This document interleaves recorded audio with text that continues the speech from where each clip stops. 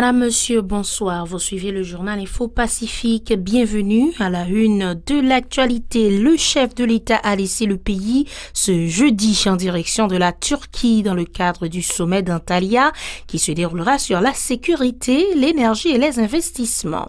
Jovenel Moïse est accompagné de son épouse et d'une importante délégation. Selon la présidence, il sera de retour au pays le 19 juin.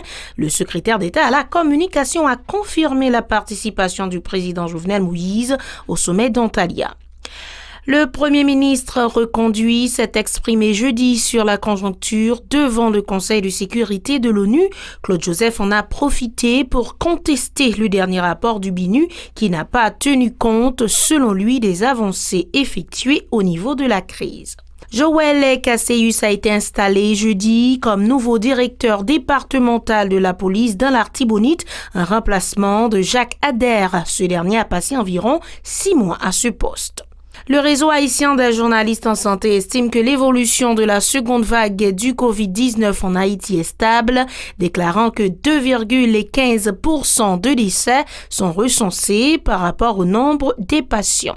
Le MSPP déclare avoir recensé 4 nouveaux décès dus au Covid-19 ainsi que 82 nouveaux cas confirmés le 14 juin. Et à l'étranger, 1 an de prison, dont 6 mois avec sursis et 3 750 € d'amende ont été requis à l'encontre de l'ex-président français Nicolas Sarkozy dans le cadre de l'affaire Big Malion. Voilà, madame, monsieur, ce qui fera l'essentiel de ce journal. Restez des nôtres pour le développement.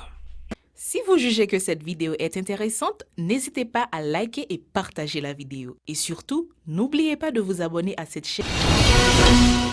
Le développement des titres, c'est maintenant. Le chef de l'État a laissé le pays ce jeudi en direction de la Turquie dans le cadre du sommet d'Antalya qui se déroulera sur la sécurité, l'énergie et les investissements. Jovenel Moïse est accompagné de son épouse et d'une importante délégation. Selon la présidence, il sera de retour au pays le 19 juin.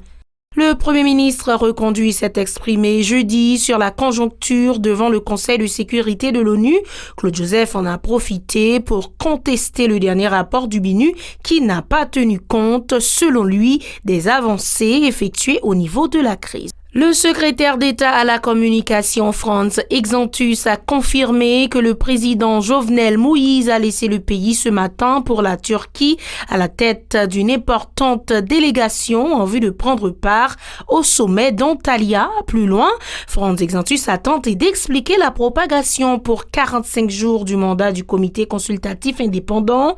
Pour lui, le président Jovenel Moïse entend démontrer qu'il ne s'agit pas d'un projet personnel. Frantz Exantus a défendu que le projet existe depuis 10 ans. Le chef de l'État entend le réaliser. Écoutons les propos de Frantz Exantus recueillis par Wesley Bernard Jean-Baptiste et Mackerson Mixil. Dernier rappel qui est extrêmement important, que la presse connaît, gagné un mandat conseil consultatif indépendant qui est renouvelé pour 45 jours. Là encore, président Jovenel Moïse montré, nouveau texte constitution qui est en débat, c'est pas texte pâle. Ce n'est pas un projet personnel, c'est un projet qui est déjà là depuis plus de 10 ans.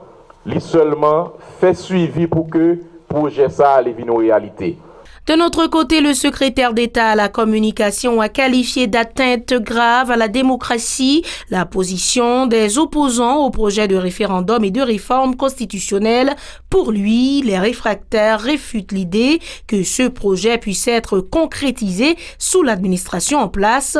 Ses propos. Tout le monde est d'accord qu'il faut un nouveau texte. Maintenant, jodia, réalité à jodia, pour raison politique, pour raison politicienne, il y a des gens qui ne peuvent pas accepter que c'est le président Jovenel Moïse qui a fait, et ce qui est grave pour la démocratie. Parce que, sous d'accord avec un projet, maintenant qu'on a en discuté sur faisabilité, ou pas qu'à être d'accord avec, ou t'as prôné, ou marcher dans tout le pays, ou diriger commission. Et puis je dis, c'est ça qu'a fait pour tout pas vle. Faut que nous cohérents si nous disons fait démocratie.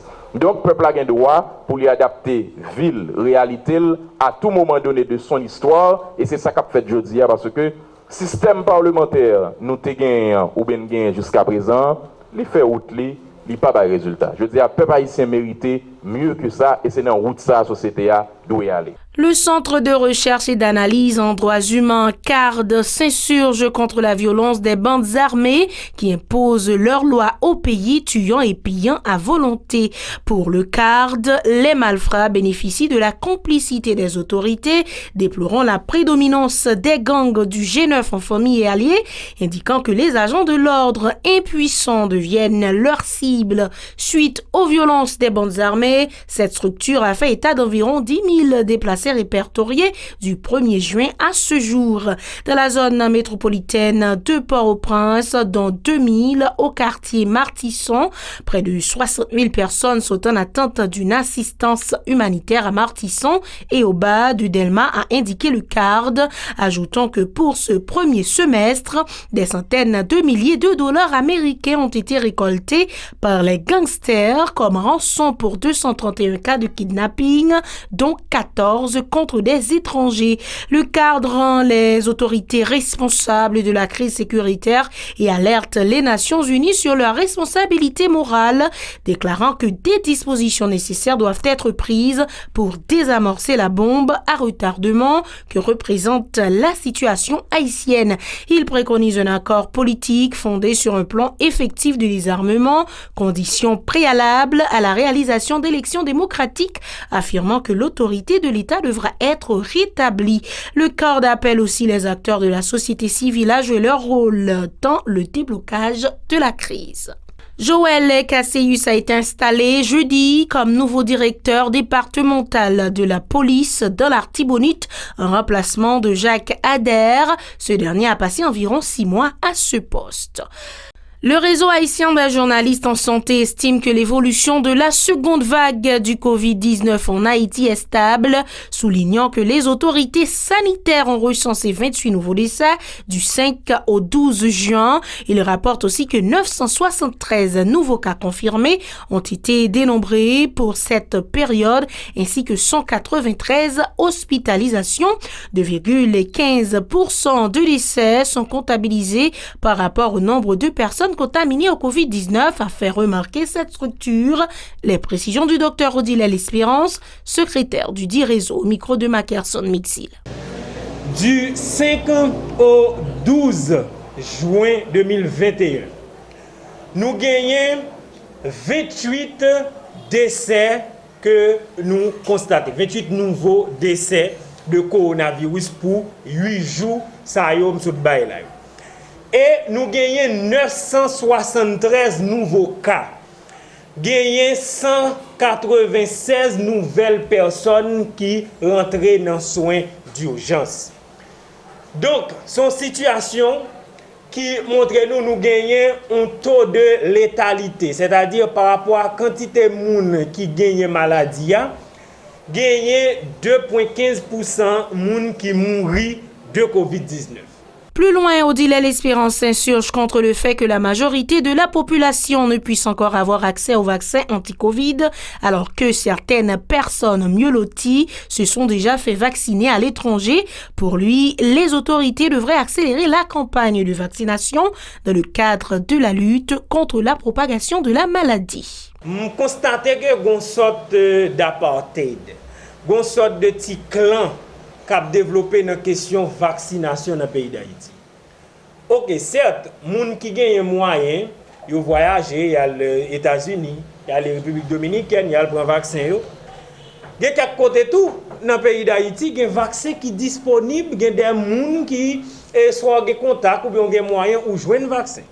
Mais la majorité de la population n'a pas accès à ça. Ça demande des autorités pour agir vite, pour capable permettre que le vaccin de qualité soit disponible dans le pays. C'est ça, que les gens sont capables de faire choix, ils disent la prend ou bien pas prendre, mais au moins il est disponible. Pour sa part, le spécialiste en infectiologie, Erol Joseph, encourage la population à se protéger contre le Covid-19 en renforçant son système immunitaire à l'aide d'une alimentation plutôt équilibrée, suivie d'activités physiques. Il conseille d'éviter les situations qui génèrent trop de stress en vue de soustraire le système immunitaire à son impact négatif. Pour lui, il est important que les gens puissent entretenir des relations sociales pour épargner le stress en dépit de la distanciation suggérée pour se prémunir contre le virus. C'est important pour nous comprendre que renforcement immunitaire, il faut que nous mettions l'accent sur lui, vitamine D, faire sport, une alimentation équilibrée, surtout les gens qui gagnent ça nous les comorbidités. Mais il y a l'autre aspect qui est important, tout. En même temps, on n'a pas appliqué toutes les mesures, qu'on a essayé de faire tout effort qu'on a bien. Il faut éviter le stress et la peur. Pas oublier qu'il y a pile d'études qui sont faites sur ça. Parce que pas oublier être humain, ou une dimension physique, ou une dimension psychologique là, nous avons même une dimension spirituelle si nous voulons. Mais nous ne pouvons pas entrer dans ça puisque la science toujours une tendance à rejeter, mais quand pile études doivent montrer le contraire. Il faut indiquer que le MSPP déclare avoir recensé 4 nouveaux décès dus au Covid-19 ainsi que 82 nouveaux cas confirmés. Le 14 juin, le bilan devient 369 morts, 17 048 cas confirmés, 2726 hospitalisations et 12 612 cas traités, selon le bilan des autorités sanitaires en date du 15 juin. Et à l'étranger, 1 an de prison, dont 6 mois avec sursis et 3 750 € d'amende requis à l'encontre de Nicolas Sarkozy. L'ancien président français était jugé depuis le 20 mai devant le tribunal correctionnel de Paris pour les dépenses excessives de sa campagne présidentielle de 2012. À la fin d'un réquisitoire, les procureurs ont souligné la totale désinvolture de l'ex-chef de l'État dans la gestion des finances d'une campagne en or massif qui a coûté près du double du plafond autorisé. Contrairement à ces 13 co-prévenus des anciens cadres de Big Malion, l'agence de communication de la campagne et de l'UMP, Nicolas Sarkozy n'a pas été jugé pour le système de double facturation imaginé pour masquer l'explosion des dépenses autorisées pendant sa campagne.